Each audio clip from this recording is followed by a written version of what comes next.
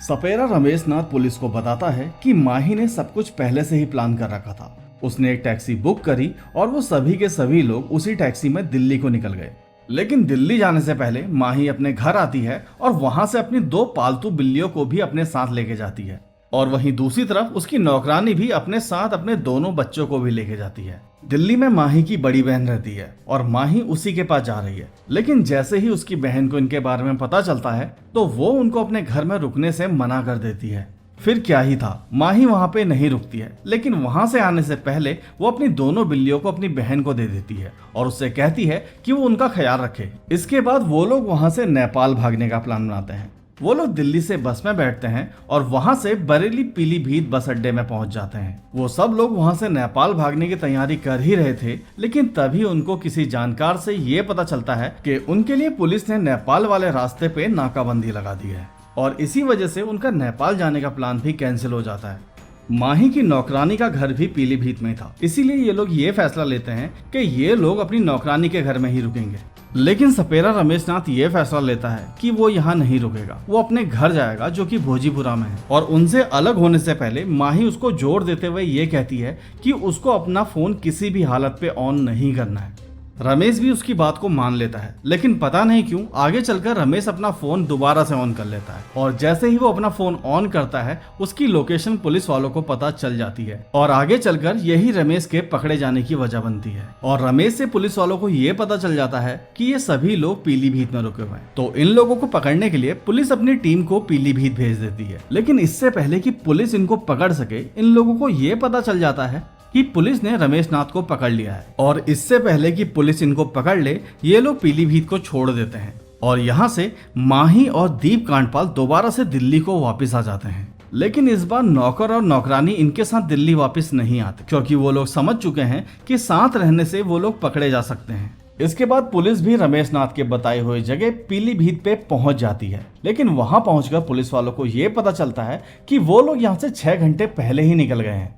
माही और दीप कांडपाल दोनों ही दिल्ली आ जाते हैं, लेकिन ये दोनों वहाँ साथ नहीं रहते। ये दोनों ही अलग अलग होटल में रहते हैं ताकि ये लोग पकड़े ना जाएं। इसके बाद माही अपने सारे के सारे सोशल मीडिया अकाउंट को बंद कर देती है।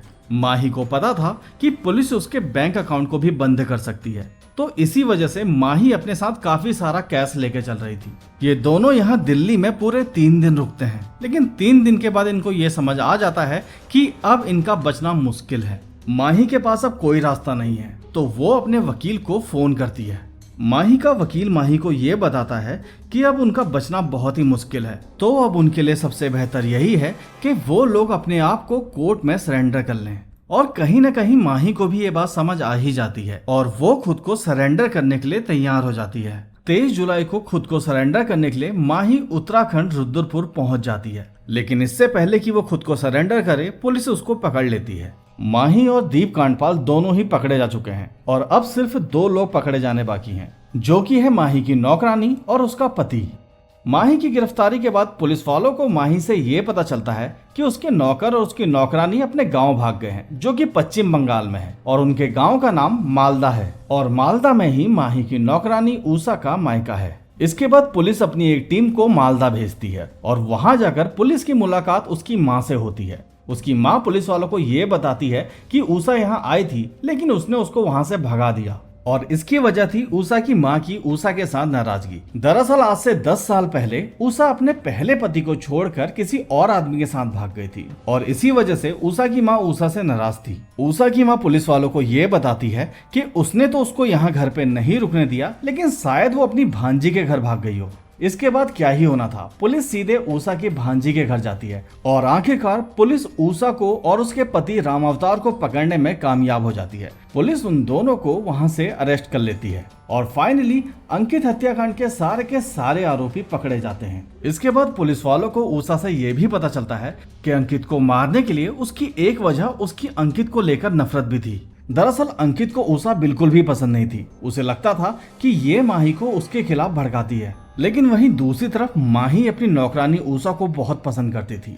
माही अपना ज्यादातर वक्त अपनी नौकरानी की झोपड़ी में ही बिताती थी। वो उसके घर दारू लेकर जाती और वहाँ पर वो दोनों जने दारू पीकर बहुत मौज मस्ती करते थे। जबकि उषा का पति राम अवतार पुलिस को ये बताता है कि ना तो वो दारू पीता है और ना ही वो गुटखा आदि खाता है। और एंड में हमें एक बात बहुत ही मजेदार पता चलती है। उषा का पति राम अवतार पुलिस को ये बताता है कि आज से 8 साल पहले उसने उषा को 20,000 रुपए में खरीदा था। अब यहाँ पर हम लोग समझ सकते हैं कि उषा भी कितनी बिंदास बंदी है और माही और उषा की यही जोड़ी अंकित को बिल्कुल पसंद नहीं आती थी। उषा एक जमींदार के खेत पे झोपड़ी बना के रहती थी और वो लोग वहाँ पे खेती करते थे। लेकिन जब से माही ने उसको अपने घर पे नौकरानी के तौर पे रखा तब से उसका रवैया बहुत ही बदल चुका था। वो दारू पीने लगी थी और वो अपनी झोपड़ी में अक्सर हल्ला गुल्ला करती थी, क्योंकि अक्सर वो लोग अपने घर में माही के साथ पार्टी और एंजॉय करते थे। और शायद जमींदार को उषा का यही रवैया पसंद नहीं आया और उसने उषा से वो जगह खाली करवा दी।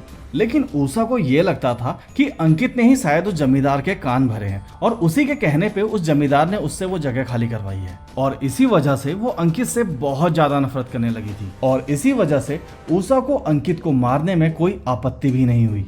लेकिन जो भी हो, इन लोगों ने जो भी प्लान बनाया था वो सारा का सारा भुस्स हो गया और ये लोग पकड़े गए। और वाकई में यहाँ पे पुलिस की बहुत तारीफ करनी पड़ेगी, क्योंकि पुलिस ने ये पूरा का पूरा केस 1 हफ्ते के अंदर ही सुलझा दिया और इसके लिए पुलिस वालों को इनाम भी दिया गया।